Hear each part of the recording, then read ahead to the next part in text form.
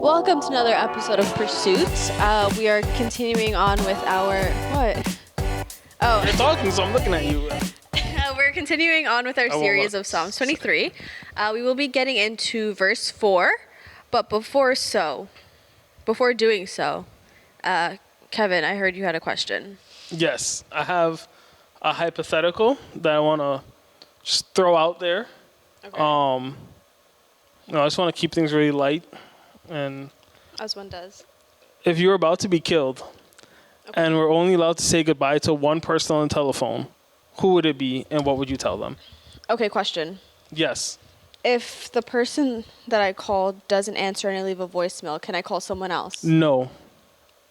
So it's a singular phone call. Yep, that's it.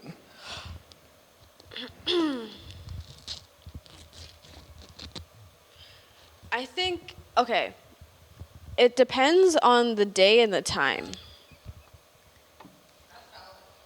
Okay. Exactly, because like if I call either of my parents, right? Mm-hmm. But my dad's in a meeting, he's not going to answer the phone. He'll just text me afterwards, like, what happened? Like, what's up? Like, you know what I mean? Mm-hmm. But like the same with my mom. If I text her and she's like busy, she's not going to I call her and she's busy, she's not going to answer. So are we talking like within work hours? Like, do they know I'm dying? Like, what? I need a whole scenario. Let's see. How did you expect I wouldn't have these questions? I just thought you would have just given me an answer. I never just give an answer. Kevin? You're being chased by a serial killer, So how do I have time? I can't do too many Right. things at once. but this is how he like tortures people. It's not just that he kills you; he has to make you call someone. Yeah, But I'm being chased. I'm pretty sure that's like So an I'm clearly- episode of Criminal Minds too. So I'm pretty sure that's where I got this from. But if I'm being chased, how is he making me call someone? because he's gonna catch you. How do you know that? We need to do the Michael Myers challenge thing.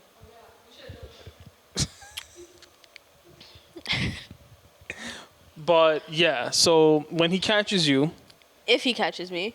he's gonna catch you. You don't know that. I can be nimble. You know?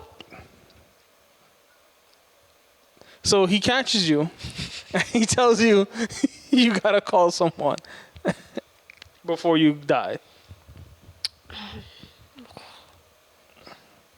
So because you're so nimble, I can't tell you when he called you to tell you what time of day it is, all right? Because you wanna, you nimble. So Can it be like a three-way, like a like a conference call? no, because to start that it'd be like 2 calls. Because you gotta call Not someone, necessarily. put it on hold, and then call someone else. Someone else can call and put. I feel like that's still multiple. But I'm only calling one person.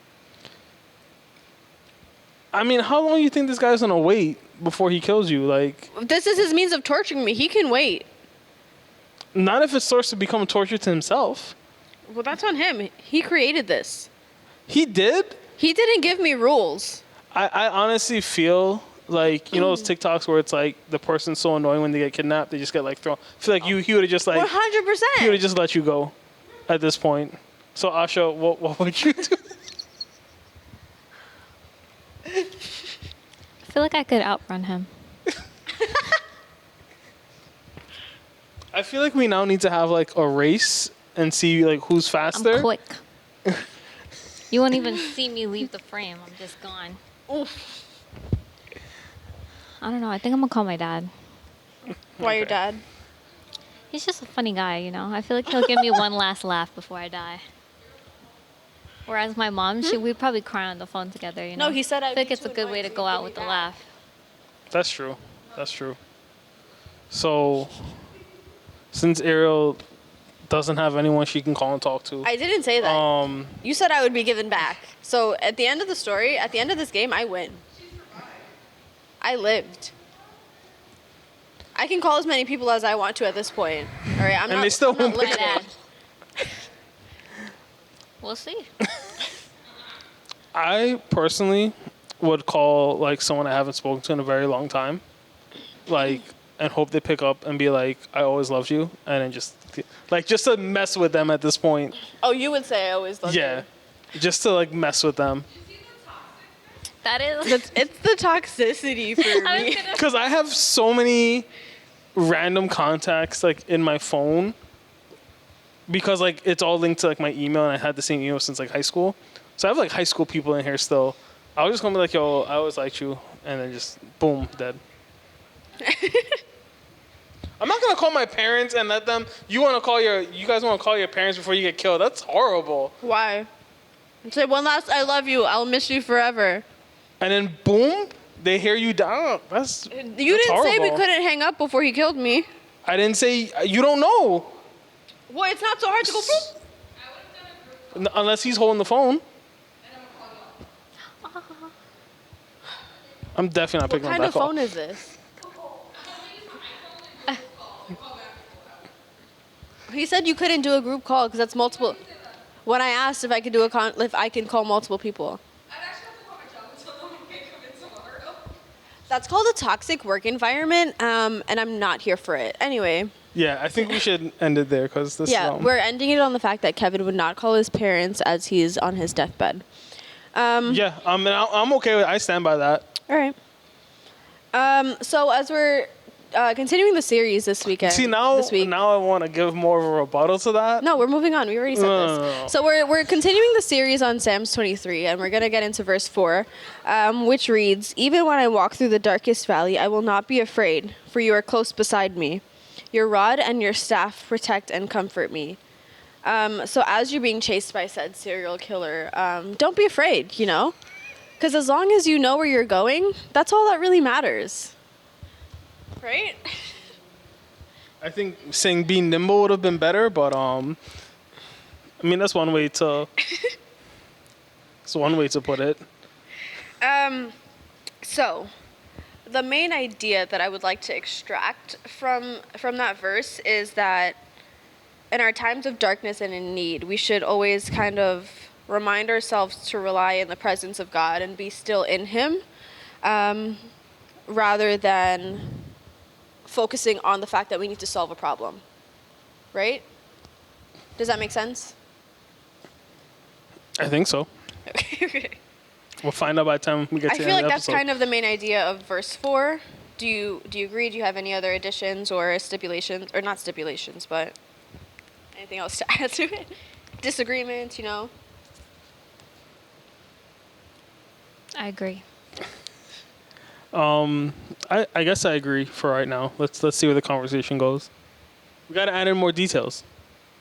As the verse on its own, I would like to know how you would interpret it. How I would interpret it? Yeah, like what do you think is what is it trying to tell you? What does it tell you? I think the first thing it tells me is that we will go through bad times, right? Because I think, like, I looked up in a few translations, they all say though or even though, so it means Regardless. yeah, regardless, you're going through this dark valley. I think different translations they say dark valley or death, and they change that part around. But you're always going through some type of bad situation there. I think to me, this verse has always been about, one, you're gonna go through bad things, and that the Lord is close to you. But yeah, I'll leave it there for now. Great time to end it. Your sentence. Lovely. I did not tell you to eat an ice cream sandwich while we record an episode. You could have just been a little more. I also wasn't looking at you to Yeah. realize. So my bad. That's on me. So as we're going through like these hard times, these dark times, how do you kind of boost your mood? Like, what are some things that kind of help you to remain positive throughout the day? It doesn't have to be from like a particularly dark time, but just like in general. What brings you joy? Caffeine. I agree with that one. Caffeine is an addictive substance.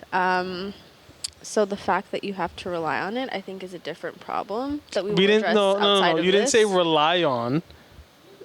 Yeah, I don't need it, but I want it. 2 cups in particular. to be specific. Do you catch what I'm catching from that statement? All right. Did they answer? I'm gonna leave it up to them. Okay. So just caffeine brings you joy. That's the only thing that brings you joy in life. I feel like it's a good constant. Okay. I mean, besides caffeine, I would say there are certain foods, I guess, that would bring me. Was it joy or just change my mood? Will boost your mood. Yeah, boost my mood. Yeah, I mean, food, TV, video games, hanging out with friends. There's a ton of things that would boost my mood. Oh, don't look at me right now. Can we zoom in on her right now? So yeah, I think there'd be a ton of things that would boost my mood.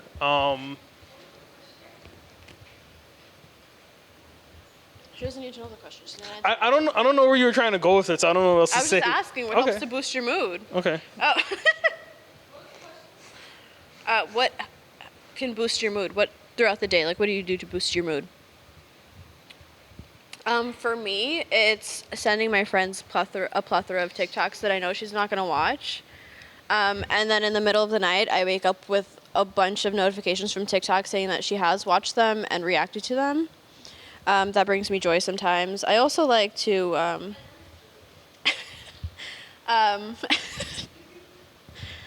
I like to restock my snack cabinet at work.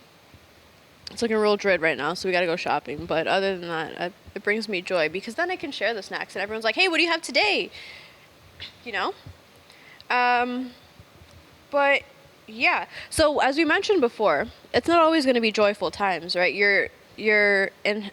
It's guaranteed that you will go through dark times and you will go through the lowest lows, and then you'll get to the heights. Hold on one second. Is it bad that none of us said that like we pray or turn to God or? So, Yes. I'm going to recap the verse, right? Mm-hmm. So we said, even though I walk through the darkest valley, excuse me, I will not be afraid, for you are close to me. Your rod and staff protect and comfort me. So according to this verse, why does David fear like no evil? Why is it that he can say, "Oh, I fear no evil at all"? I think because he's comforted in knowing that what God says is true, and he knows that, in the verse, a big part of it is like, I'm just gonna start over here. I'm gonna say that this verse is like a powerful verse because I know that like when I'm going through like tough times or something, I just recite this verse at a moment because it brings me peace knowing that like God is never changing and his word will always stand, and he says like, your rod and your staff, they comfort me. So like he will be going through tough times, but God will be right there with you. So for me, I actually think it's David remembering his days as a shepherd, right? Because before or I think it's when he goes to fight Goliath, or around that time, I think when he's talking to Saul, or at some point in the story, he talks about how he I think he had fought like a bear and a lion and like killed them and things like that with his slingshot while he's shepherding, right? So in my head, I'm thinking of when he's saying that he's comforted and he feels protected, it's because he knows the role of a shepherd when there's like danger, when there's danger or an enemy nearby.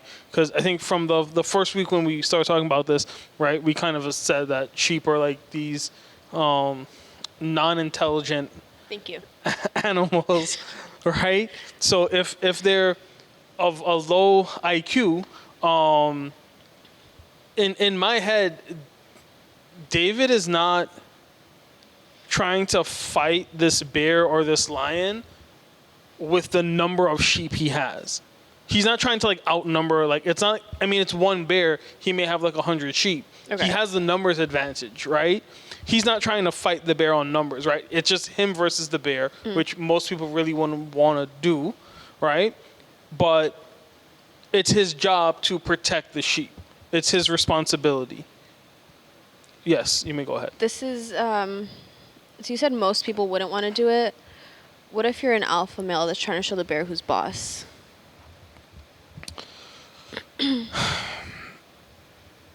I honestly don't know what to say to that. I'm not gonna lie. I really don't. Because I feel like many would try. Just saying. I feel like they think they would until they see a bear up close charging at them, and they smell it, and they smell how bad an actual like wild bear smells, because you can smell it if you're downwind, all right? And then they're not going to feel the same way when that bear that's like this tall, but when he stands up is like 7 feet tall. They're not going to feel the same way. But yeah, it is very important to note that as a shepherd, right, David is making that connection, or he's bridging that gap to say, like, Lord is my, God, you are my shepherd, you are guiding me, and you are leading me, and you're protecting me.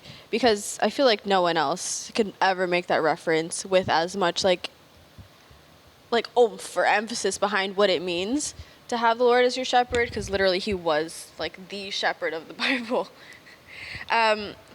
But I feel like it can be hard to it's easy to say the verse and to be reminded of what it means, but I feel like in practice it can be hard to fully rely on the fact that God is doing all of these things for us, right? Like to fully like cast it onto him and to not worry about it on our own. Because I feel like as humans ourselves, we're going to fear things, like, because you fear the unknown, right? You never know what's going to happen. How do we combat fearing that unknown? Like, how do we build a relationship strong enough to where we can say that I fully rest in the Lord and I fully rest in your guiding hand? So I think it's repetition, right? And this is kind of a not so pleasant part of building a relationship with God. But the only way to actually trust God in dark times is to continually go through dark times and actually trust him, right? I don't know if this is biblical or not, but I think that I feel like I have to put like an asterisk there before I say this. I think it's okay if the first time in your relationship with God you go through dark times, you don't fully trust him. Okay. Because I think that building that trust with God will take time, right? I think there is this assumption in the Christian faith that you instantly just dive in, and I think that's wrong. Because in my experience, for me personally, I don't think I ever, on the first try, just dove in 100% with God. It was over time, I built that trust to that it's deep to the point where, okay, I can say, okay, I know God's going to take care of me in this, right? But again, also that's because now I went through certain situations where I've seen God show up when I wasn't sure if he was going to, right? And I think there's, to clarify, I think there's a difference between I doubt God will do this and I don't know what God is capable of. And I'm talking about being, I don't know what God is capable of, so I'm just not sure, as compared to God's not, like, that's a separate thing, very right? Different. But I think with David again, right, he has the confidence here because he's he has the experience as a shepherd, right? And if you look at the life of David, I mean, there are so many times where David should have died before he became king, by all accounts, but he doesn't, and it's because of God. Right? Like when he talks about walking through the shadow of the valley of death, right? I remember there is an instance in which he is, I think this is after he killed Goliath, he's playing the harp, or maybe before, I don't remember the exact time, but he's playing the harp for Saul, and Saul just picks up a javelin and throws it at him, right? And someone was talking about the other day, and they're like, Saul threw the javelin after the spirit that was tormenting like left him.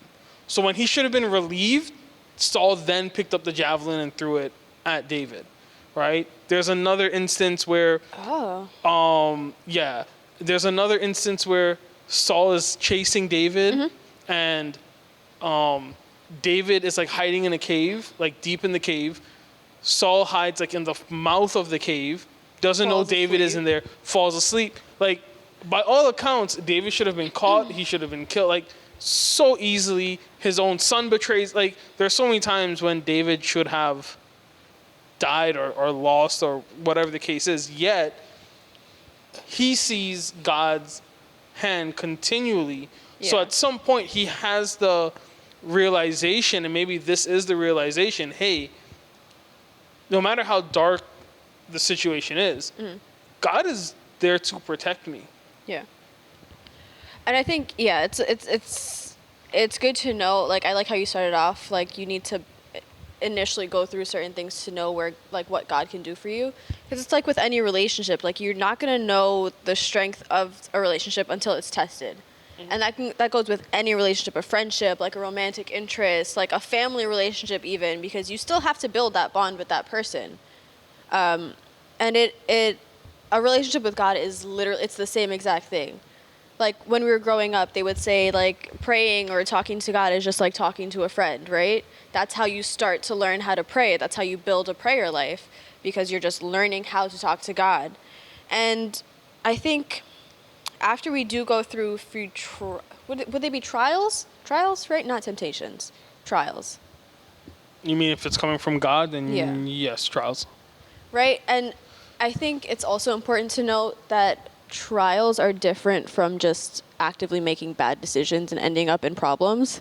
Because a lot of times the consequences of our actions do get back to us, and then sometimes you may think it's a trial, but it's really just you knew better, you did worse. Right? Well, it's the consequence, right? Yeah. Like, you're not free of the consequences. Yeah. But a lot of times people can look at that as a trial from God, where it's like, it's not necessarily, but it can help build your relationship nonetheless. But yeah, once you do build that relationship, you can kind of take note of how God's presence does help you to really alleviate the fear, right? And alleviate that stress that comes upon falling into the darker times. So question to you guys, in what ways would a deeper focus on God's presence have changed the way you responded to difficulty in the past? I think in the past, I would focus more on the problem than I would God, because I think I had a habit of, like, my natural response would be like, how can I fix this on my own? And like, how can I get through this on my own? And I feel like knowing that you're kind of like not in control, like you can't be in control of the things that go on in your life, is like, in a way, like, as you said, like repetition, like continually, like trusting God. And I think what gets me through that moment is knowing that like He did it in the past and He could do it again. I think just when it comes to knowing God's, or being mindful, I guess, of God's presence in a situation, I think, I mean, I agree with what Asha was saying there. It comes with just that repetition.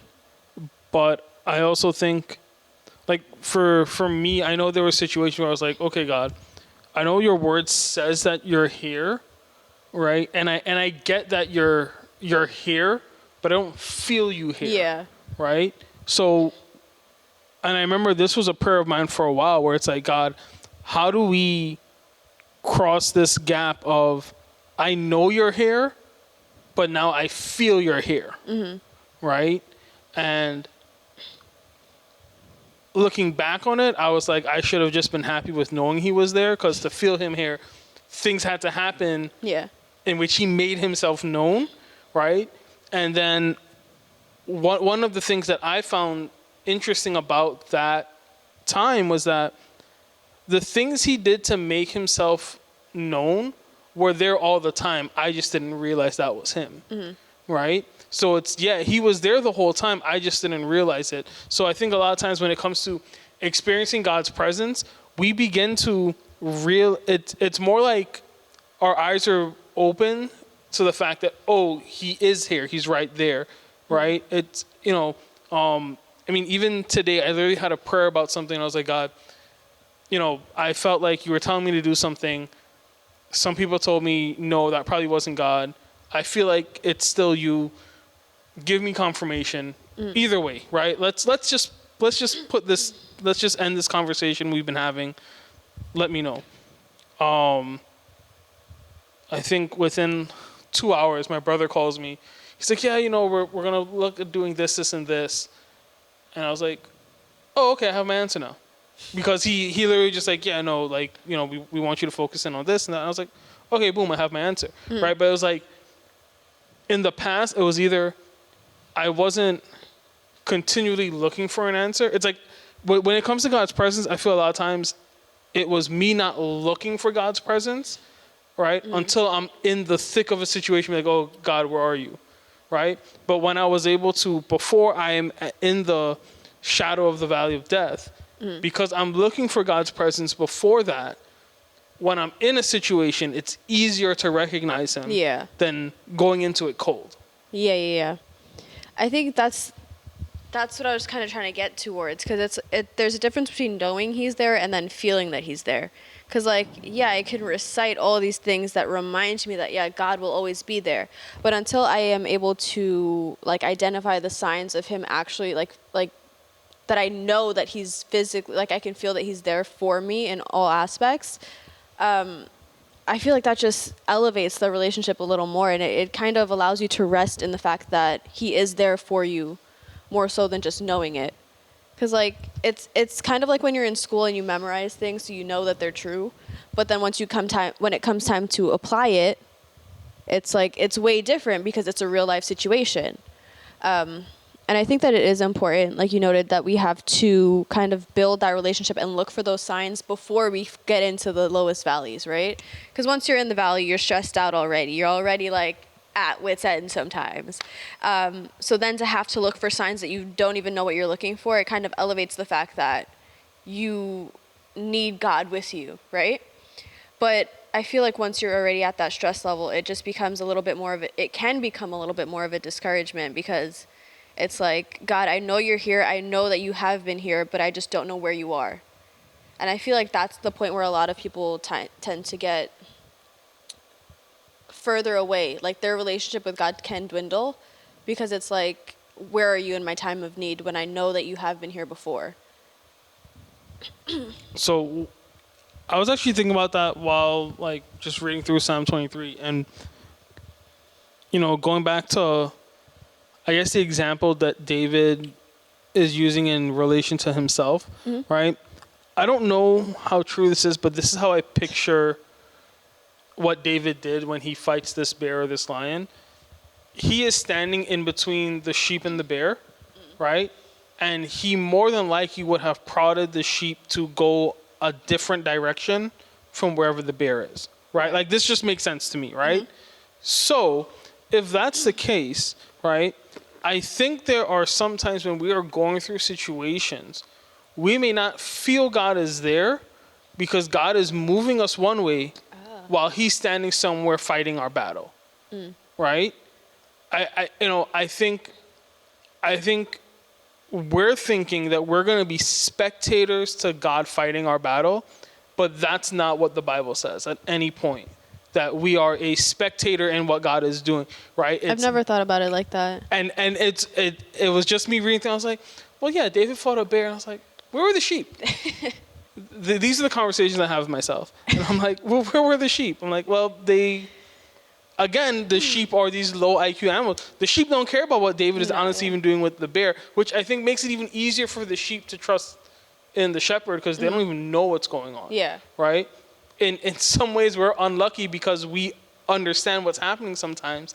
And we're, I think, so locked in on the fact that the bear or the lion or Goliath or whatever it is there, that instead of us as as you guys were saying in the last episode, God is leading us in paths of righteousness. Instead of us focusing on the path of righteousness, we're focusing on the bear that's charging in, right? Not to say we shouldn't be aware of someone trying to attack us, but at the same time, if God is there to protect us, let him protect us. And I think that's a hard thing. I even think of like the Secret Service and the president, right? If something happens, right? From my understanding, the president has like no control if something happens, right? I mean, if there's like an active threat, the Secret Service just move him, right? He doesn't get to be like, nah, it's not that serious, right? He doesn't be like. I mean, the only time I saw them not do anything was the press conference with George Bush and the dude threw the slipper at him. But Bush was like you, he was nimble and he was dodging it, right? What can I say? But I mean, if you like, I mean, you watch movies and stuff, you see something happens, right? They just swoop in. Half of the group moves him out, the other half stays there to deal with whatever's happening, right? I think a lot of times that's what's happening with us and God. He's moving us out of the way, so we're in a safe area, and he's dealing with the threat, whatever it is.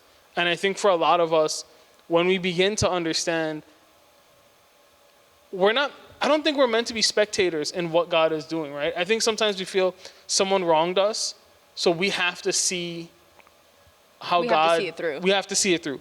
What even if we're letting God... I know there's a verse that says that revenge is the Lord. I forget the whole verse, but even then, it's still like, I want to see what God's revenge looks like. I want to see what God's going to do to them. That's like the human nature in you, though. Right? Which is I think that's why a lot of people struggle with resting in the fact that God will protect and guide you and he will like get you through it. Because it's like, I need to see it through for myself. When it's like, in reality, you kind of don't. Like, that's where testing your faith and your trust in God comes in. Because you just trust in the fact that he will resolve it in his own way, in his own time. And I think, honestly, what happens a lot of times is when we're demanding to be spectators of what God is going to do when it comes out to meting out justice, I think a lot of times we do that because we want God to deal out our version of justice. Yeah. And I think what makes it, what hurts the relationship with God even more is when we watch him deal out justice in a way that is not what we consider justice. And now our expectation of who God is damaged because we're like, oh no, God didn't deal with the situation. This person betrayed me and they're seemingly getting off scot-free with it, right? And now we're like, well, God, like, how are you, like, how is this right? And now what should have been a situation in which God has dealt with the bear and we're continuing on path of righteousness. Now we've stopped and now we're like, well, God, like, why should I trust you if you can't handle this situation when I applied my own flesh-based logic to a situation that God knew about since like the beginning of time. Do you know, I have this conversation with my parents sometimes because like there have been situations that have happened and I'm like, I don't understand why this person, like nothing has happened to them. Like I don't understand it. And it's not in terms of like how God has handled the situation, but in terms of how the higher ups or like someone that was supposed to handle the situation handled it. Right? So it's like, there's not even like a particular instance, but it could have been something that happened at work, something that happened like whatever. But I'm like, I don't understand why this situation has happened and this person was allowed to just walk away. And then they're like, well, you don't know what, like, yeah, they could have been spoken to. There wasn't any, like a bold, like, discipline or anything. But you also don't know what's happening behind the scenes. So, like, if it was a situation that, like, I don't know. Because, like, you don't know what God is doing within the person as well, right? So, like, if you're still looking for the signs to know that God is with you, right? And you're actively looking and actively trying, but you can't see the signs as of yet, right? And that's within yourself, much less what God is doing with another person. So, like, just like you were saying, like, we want the situation to be resolved the way that we want it. But we don't know what God is doing within that person and, like, you know, or, like, within the other, like, whatever is happening with that. Yeah, I mean, I can say the same. I've seen situations where I'm wondering, like, how is someone still, like, able to do this? Right? And I mean, things that I've seen go on for, like, 10 years, and it just, you eventually just see, oh, okay, I don't say they got what's coming to them, right? Because that wasn't really the point, but it was more like, okay, I can see God has finally, even though I don't want to say finally, I can see, because it's not the right word, I can see the result of God working on that person now. Okay. Right? Yeah. It just took, to me, what would have been a simple change. Yeah. Right? For them took years to change. Right? And a lot of times, sorry, I didn't mean to. Yeah, go ahead. I might have meant to cut you off. I don't know, but but a lot of times when God finishes a situation, right, or when He closes the chapter on that situation, it ends up working out a lot. Like, I don't want to say better than you could have anticipated, but like the situation ends up getting resolved in a way that you probably couldn't have even imagined. It gets resolved in the right way. Yeah. Right? I mean, instead of like the vengeful, like, oh, Yeah. they did me dirty, I want to do them worse. You know what I mean? Yeah. I feel like we got off track, but Did we though? anyways, so closing question, right? We'll wrap it up with this one. In what ways should your faith in Christ be strengthened by the truth that He, the creator of the world, the universe, all things, that He cares for you and He's constantly trying to protect you and guide you?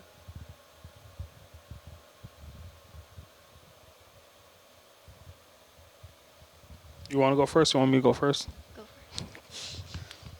for it.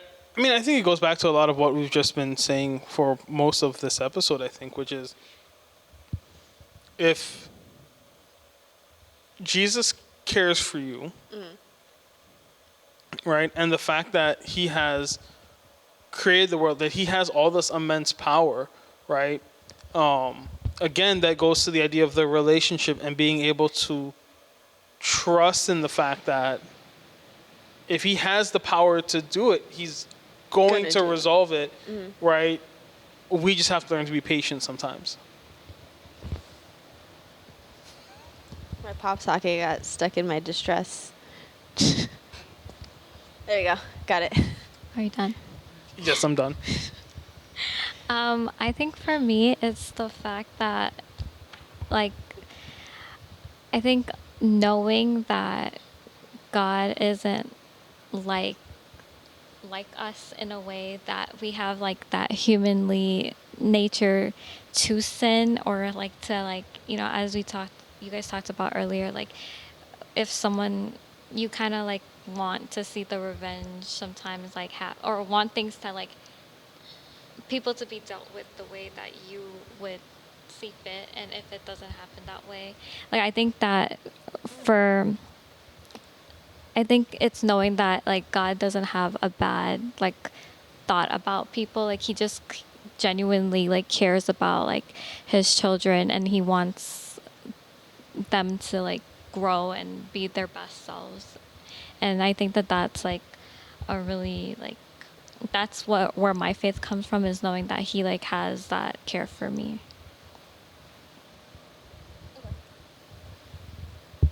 I answered already. You did. Whew. Yeah, I think it is. The fact that the creator of the universe and all things, like the creator of us, the fact that He is constantly working for our good, it makes me feel a little bit more important. Right? Because it's easy to feel like, oh, I'm just one person out of like the 7-8 billion in the world. Like, what does it matter what I do? But the fact that God is calling me to not only have a relationship with Him, but to spread the goodness of Him based off of that relationship, I feel like that it helps me to want to spread more and to talk about Him more and to tell people about it.